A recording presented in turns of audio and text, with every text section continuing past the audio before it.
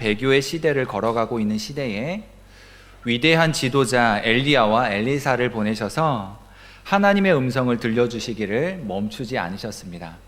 위대한 선지자들을 통해서 하나님께서는 하나님의 음성을 들려주셨다는 겁니다.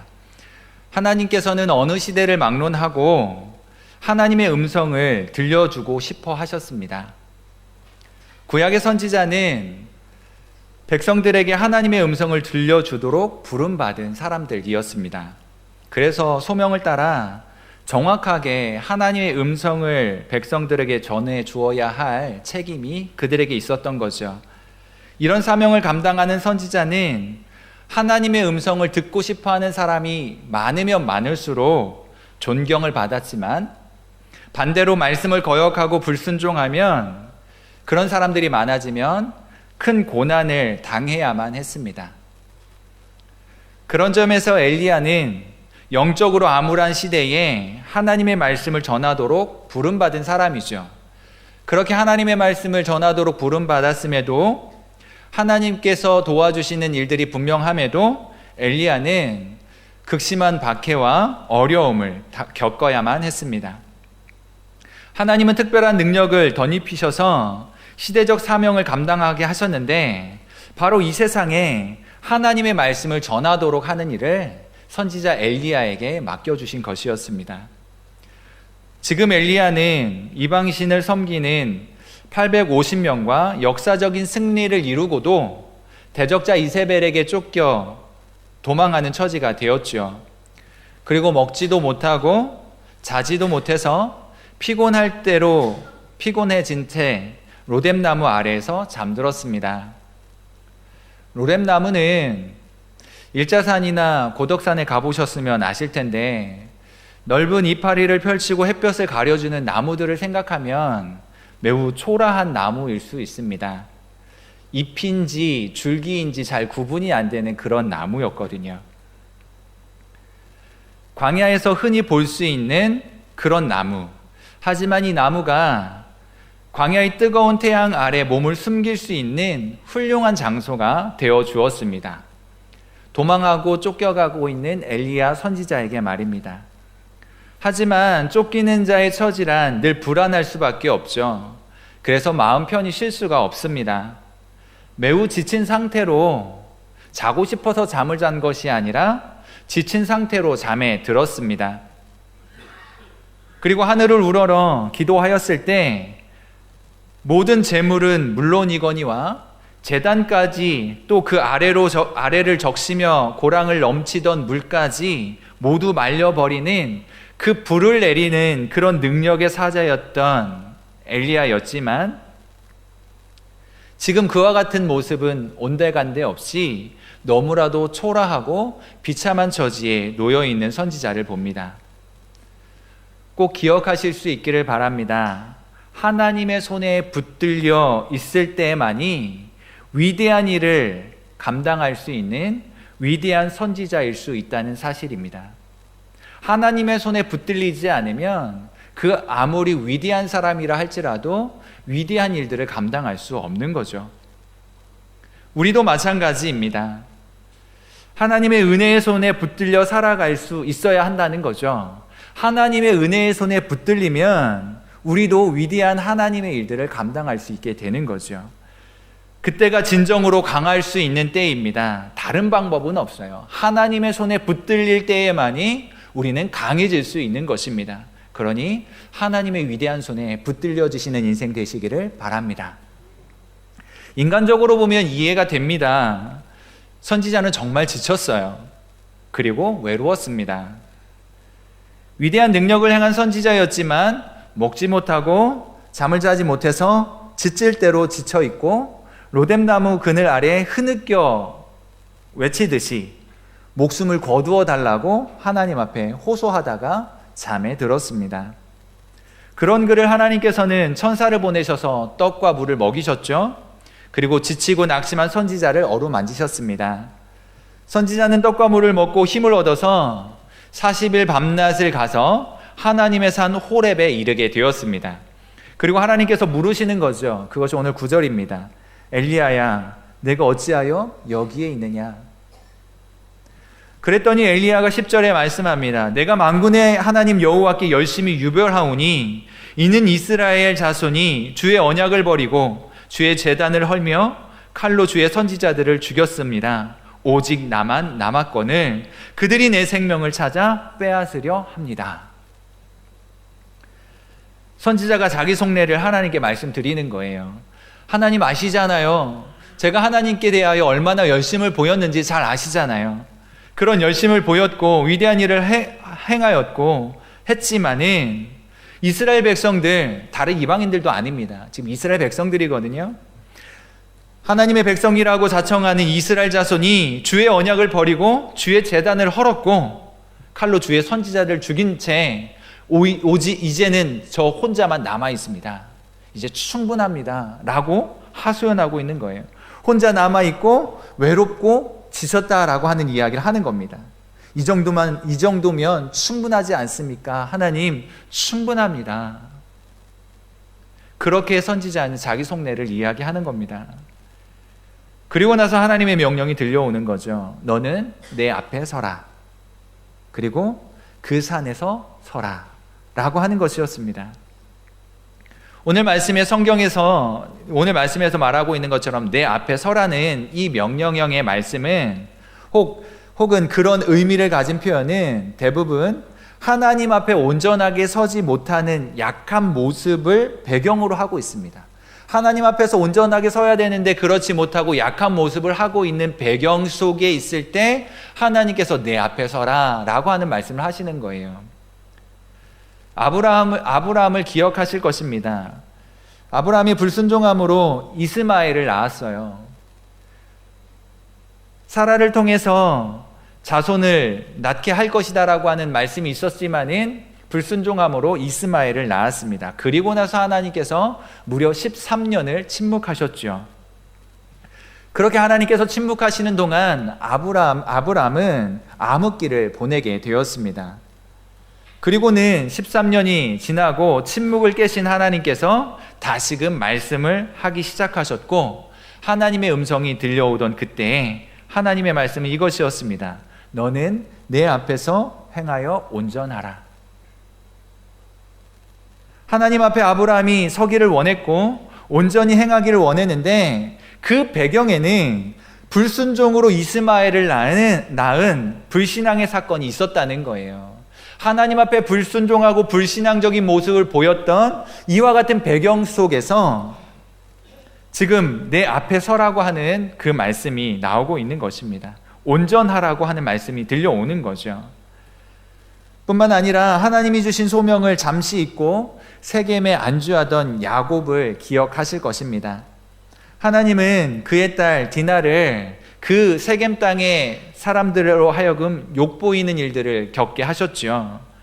그와 같은 사건을 통해서 강력하게 각성시키셨을 때 성경은 기록하기를 하나님께서 그에게 베델로 올라가 단을 쌓아라 라고 말씀하셨다고 기록합니다. 역시 하나님 앞에서 서 있어야 할 야곱의 처지를 보여주는데 그 배경에는 사명을 잊어버린 채 세겜에 안주하려고 했던 불신앙의 모습이 있었습니다. 그래서 하나님께서는 야곱에게 베델로 올라가라고 하는 말씀을 하시면서 하나님 앞에 서기를 말씀하시는 거죠. 인간적으로 보면 낙심에 빠진 이 엘리야를 하나님이 이해하실 수 있었을 것입니다. 하지만 신앙적으로 보면 올바르지 않은 거죠. 인간적으로는 얼마든지 이해할 수 있어요. 그래, 얼마나 힘들겠니? 얼마나 괴로웠니? 참 고생이 많았구나. 아프지? 힘들지? 라고 말씀하실 수 있어요. 하지만 사명을 받은 자로 신앙적인 면에서 생각해 보면 그렇게 침체와 낙심과 절망 속에 있는 것은 옳지 않은 상황이었습니다. 그래서 하나님께서 엘리야를 향하여 말씀하시는 거죠. 너는 내 앞에 서라. 다시 말하면 나와의 관계를 올바르게 하라는 거예요. 하나님과의 관계를 올바르게 하라는 것입니다. 하나님께서 보실 때에 내가 똑바로 행하라, 똑바로 서라 라고 하는 말씀을 하시는 것입니다. 하나님은 선지자에게 그와 같은 말씀을 주시는 거죠. 우리는 삶의 많은 고통과 악, 경험하는 괴로움과 시련, 닥치게 된 불행과 고난을 다른 원인만을 가지고 설명하려고 할 때가 있습니다. 돈이 없어서 힘들고, 경제가 어려워서 고통을 당하고, 부모님이 고통을 주었고, 형제들 때문에 어려움을 만났고, 이런저런 이유 때문에 나는 힘들고 어렵다, 고통의 순간을 보내고 있다라고 스스로 많이 변명을 합니다.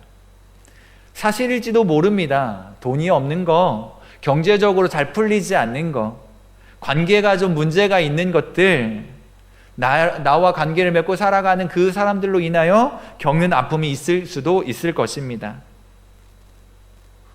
그러나 사실 그 모든 것들을 거슬러 올라가다 보면, 올라가다 보면 하나님 앞에서 살지 않았다는 것이 모든 것의 원인이라는 사실을 발견하게 되는 것이죠.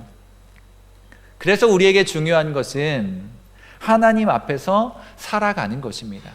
우리에게 중요한 일은 내 앞에 어떤 상황과 어떤 형편이 놓여져 있느냐의 문제가 아니라 내가 하나님과의 어떤 관계를 유지하며 살아가는가 하는 것이 가장 중요한 문제라는 거예요. 하나님 앞에서 살아가는 것이 가장 중요한 일이라는 것입니다. 있는 모습 그대로 하나님 앞에 나와서 주님 앞에서 살면 부족한 것은 하나님께서 채우신 줄로 믿습니다. 그것이 우리의 믿음이거든요. 없으면 없는 대로 내 모습 그대로를 가지고 주님 앞에 나오면 부족한 것은 하나님께서 채우시고, 연약한 이는 하나님께서 강하게 하셔서 세우실 것이고, 모난 부분은 하나님께서 깎으셔서 하나님이 원하시는 모습, 하나님께서 기뻐하시는 모습으로 만들어 가신다는 거예요. 그래서 사람다운 사람을 만드신다는 거죠. 그냥 그렇게 내버려 두시는 것이 아니라 진정 하나님이 원하시고 기뻐하시는 모양으로 다듬어 가시고 그렇게 다루어 가신다는 거예요. 우리가 어떤 처지에 놓여 있든지 중요한 것은 하나님 앞에서 살아가는 겁니다. 잘 살고 또 하나님을 위해 헌신할 때뿐만 아니라 잘 살지 못하고 낙심하고 불순종하고 심지어 범죄했을 때라도 항상 하나님 앞에서만이 나는 희망이 있는 존재다 라고 하는 생각을 가지고 살아가야 합니다. 내가 어떤 처지에 있든지 간에 내가 살아가야 할 이유와 내가 살 소망은 오직 하나님 앞에 있을 때에만이 가능하다라는 생각을 가지고 살아가야 된다는 거예요. 그리고 지금까지는 어떠했든지 간에 이제는 하나님 앞에서 살아가는 성도의 모습이 필요한 것입니다. 사랑하는 성도 여러분, 나의 처지와 형편에 대하여 이렇게 저렇게 판단하기 이전에 내가 하나님 앞에 서야겠다라고 하는 그 생각이 먼저 우리의 삶을 지배할 수 있기를 바랍니다. 그리고 진지하고 정직하게 하나님 앞에 서실 수 있기를 바랍니다. 뿐만 아니라 하나님과의 관계를 점검해 보십시오. 그리고 지금 하나님 앞에 보이고 있는 삶의 태도를 이 세상의 상식의 차원에서가 아니라, 세상 기준에서가 아니라, 인간적인 차원에서가 아니라 하나님의 눈 앞에서, 하나님의 면전에서 우리의 태도가 옳은가 생각해보고 어디에서 미끄러졌고 멀어졌는지를 깊이 생각하고 다시금 미끄러진 그 자리로 돌아갈 수 있어야 되는 거예요. 어디에서부터 멀어졌는지, 어디서부터 미끄러졌는지를 정직하고 정확하게 발견하고 그 자리로 다시 돌아가는 일이 필요하다는 거죠. 요즘에는 다시 보기라고 하는 기능들이 있다죠. 무슨 얘기입니까? 아시는 분들 벌써 고개를 끄덕이시는데, 예전에는 재방송이 할 때까지 기다려야 했죠. 근데 요즘에는 다시 보기 기능이 있어서 원하는 때 돌려볼 수 있다고 해요. 맞습니까? 해보셨군요. 예.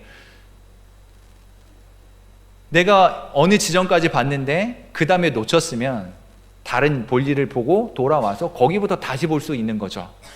맞습니까?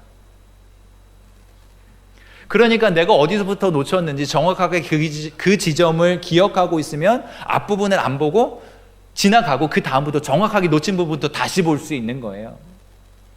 우리가 신앙생활을 하다가도 미끄러진 그 순간 그 자리가 있단 말이죠.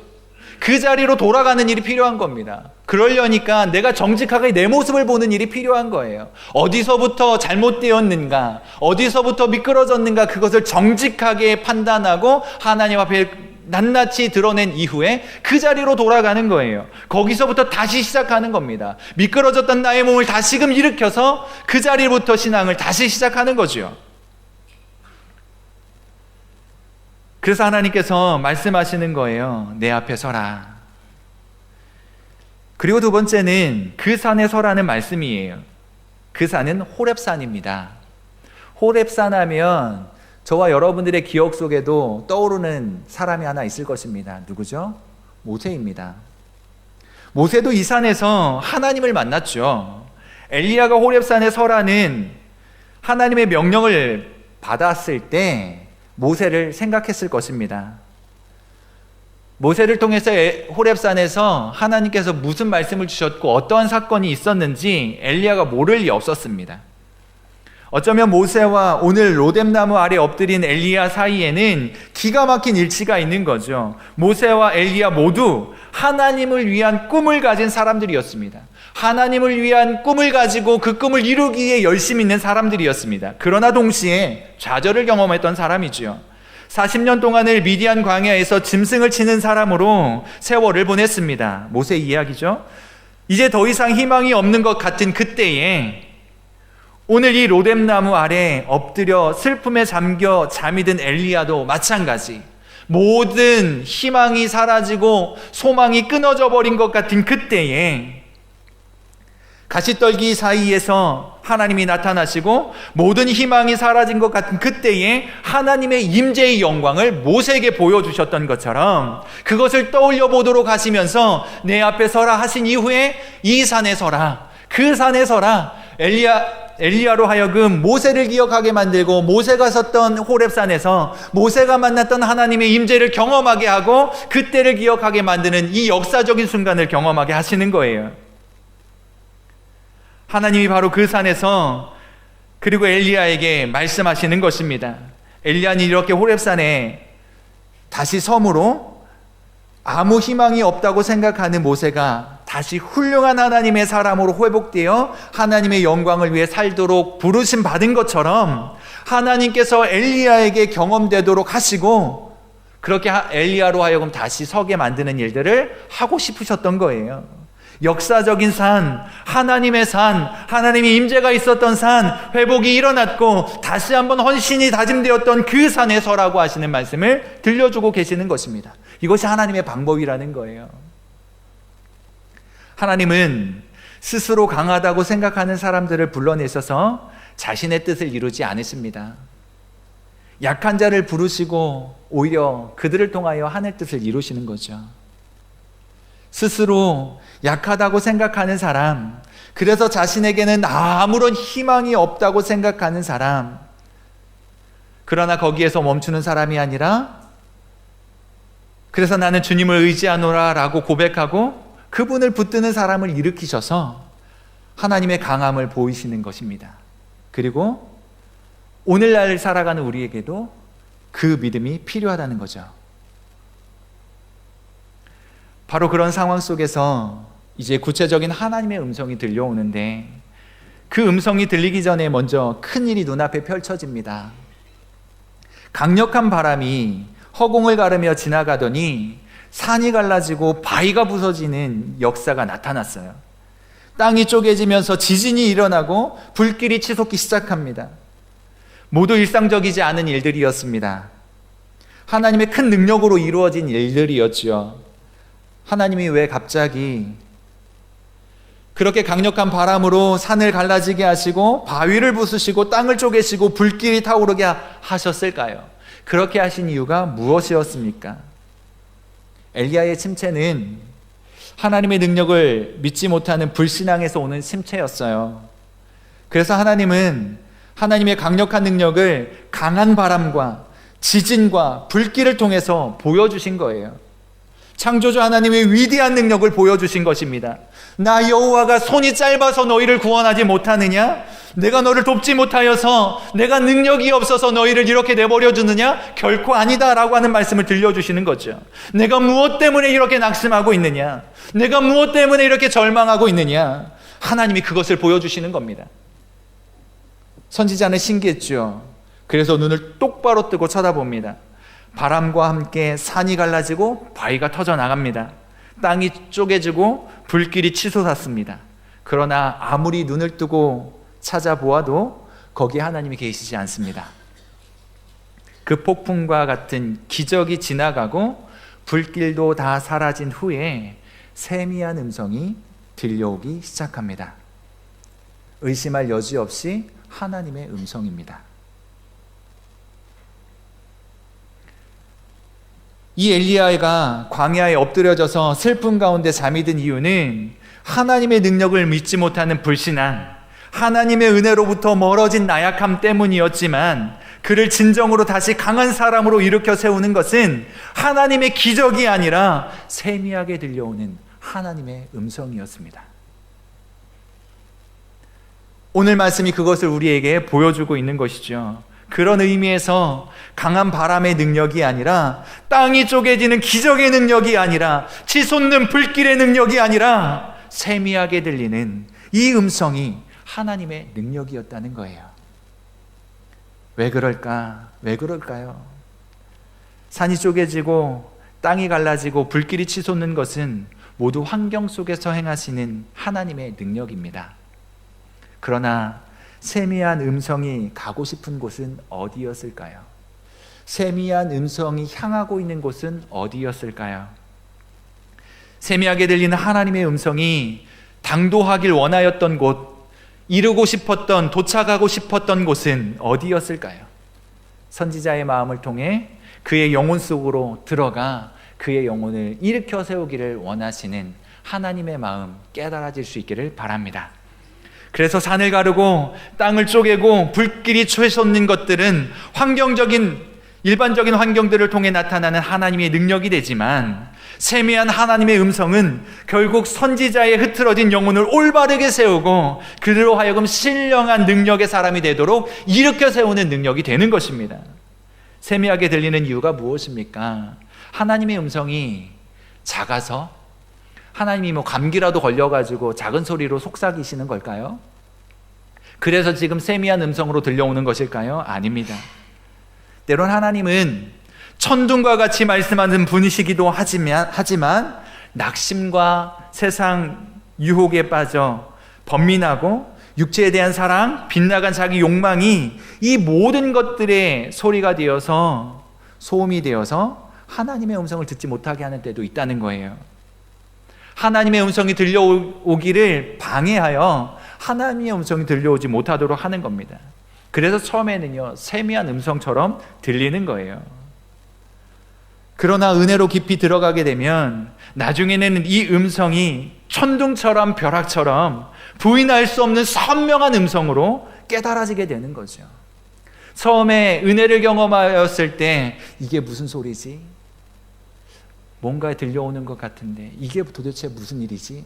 나에게 무슨 소리가 들려오는 거야? 어떤 일이 일어나고 있는 거지? 라고 생각해 보신 적이 있으실 것입니다.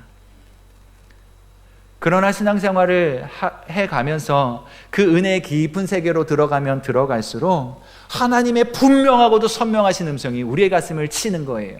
우리의 가슴 속에 새겨지기 시작하는 것입니다. 내 구주 예수를 더욱 사랑 엎드려 비는 말 들으소서. 내 진정 소원은 내 구주 예수를 더욱 사랑, 더욱 사랑. 이 고백을 누가 할 수 있는 겁니까? 하나님의 은혜의 맛을 본 사람, 그 깊고 진한 하나님의 사랑을 경험한 사람, 그 맛을 알고 더 깊은 하나님의 사랑을 사모하는 사람, 처음에는 희미하였고 세미하였던 음성이었지만 분명하고도 선명하신 하나님의 음성이 우리의 가슴 속에 새겨진 사람, 하나님의 사랑을 더 그리워하는 사람이 부를 수 있는 사랑의 고백. 내 구주 예수를 더욱 사랑합니다. 그래서 우리는 여기에서 결단이 필요한 거예요. 죄의 자리에서 떠나서 은혜의 자리로 들어가고 하나님을 대적하고 멀리 떠난 거리감을 벗어버리고 주님과의 친교 속으로 들어가기 위한 진실한 결단이 우리에게 필요한 것입니다. 그것은 반드시 그리고 계기가 필요한 거죠. 지금 바로 이 순간이 그때인 줄로 믿습니다. 내버려두면 죄 가운데로 미끄러져 가는 삶이지만, 처음에는 세미한 음성으로 시작하였지만 마치 칠흑 같은 어둠 속에 바늘구멍 같은 희미한 불빛으로 비춰지고 시작되었지만, 그 빛을 계속 바라보니까 점점 더 커져가면서 나중에는 눈을 뜰 수 없을 정도로 찬란한 빛으로 우리의 가슴 속에 비춰주시는 거예요. 그것이 어둠을 물러가게 하는 것입니다. 그래서 세미한 음성을 듣기 위해서 귀를 기울이는 일이 필요하지요. 그래서 정리를 합니다. 내 마음을 빼앗는 쓸모없는 것들, 중요하지 않은 것들 다 제하여 버리고, 기적처럼 일어나는 산을 가르는 바람과 바위를 부수는 폭풍과 땅을 쪼개는 지진, 치열하게 불타오르는 불길, 본 적이 없는 기적과 같은 사건들이지만 이것들을 뒤로 하고 그 속에서 들려오는 하나님의 세미한 음성, 그 세미한 음성에 귀 기울이셔야 합니다. 거기에 우리의 영혼을 바꾸어 놓는 강력한 힘으로 역사되어지는 거예요. 우리 앞에 보여주는 이 일상과는 전혀 다른 기적적인 일들이 일어나지 않는다 할지라도, 오늘 우리의 가슴 속에 들려오고 우리의 심정 속에 외치시는 이 세미한 음성, 세상 소리에 작게 들려올 수 있을지 모르지만 은혜를 경험한 이들에게 천둥과 같이 아주 크고 선명하게 들려오는 그 하나님의 음성이 깨달아질 수 있기를 바라는 것입니다. 그리스도인은 이것을 통해서 역사하시는 하나님의 은혜 때문에 살아가는 사람들입니다. 천사는 내려와서 떡을 주고 물을 주어 엘리야의 육신을 어루만졌지만, 세미하게 들리는 하나님의 음성은 우리의 온몸과 삶의 사령탑과 같은 영혼을 어루만지기 시작하는 거예요. 정말 주님을 보길 원하십니까? 정말 주님 만나기를 원하십니까? 정말 주님을 사모하고 계십니까? 이런 갈망을 가진 사람들이 되셔야 합니다. 누구도 이것 없이는 주님을 만날 수가 없어요. 누구도 이것 없이는 주님을 배울 수가 없습니다. 사모하실 수 있기를 바랍니다. 그리고 은혜를 갈망하십시오. 물러서지 않으리라고 하는 결단을 가지고 하나님의 은혜를 구하실 수 있기를 바랍니다. 하나님 앞에 간절히 주님의 은혜를 받는 그 일에 모든 것을 건 사람처럼, 그 외에는 중요한 것이 없는 사람처럼 하나님이 은혜를 부어주시기를 그렇게 사모하실 수 있기를 바랍니다. 그 은혜의 손에 붙들려 살아가게 되어질 때 우리는 승리할 수 있거든요. 그 은혜의 손에 붙들려 살게 하시든지, 하나님이 그 목숨을 거두어 가시든지, 생사간에 주님이 붙드시는 그런 사람이 되어야 할 것입니다. 그러면 낙심과 침체 속에 로뎀나무 그늘 아래 흐느끼듯 엎드려졌던 엘리야가 다시 일어나서 능력의 사람으로 살아갔던 것처럼 변화가 일어나는 거예요. 절망스럽고 실패자인 것처럼 보여지고 도무지 할 수 없을 것 같은 낙심천만한 이런 현실이 내 앞에 펼쳐져 있다 할지라도, 그 은혜가 우리를 뒤덮게 되면 그 자리에서부터 다시 힘을 얻고 힘있게 일어나서 나아갈 수 있게 되는 거죠. 그런 변화를 경험하실 수 있기를 바랍니다. 오늘 여러분의 길을 택하실 수 있기를 바랍니다.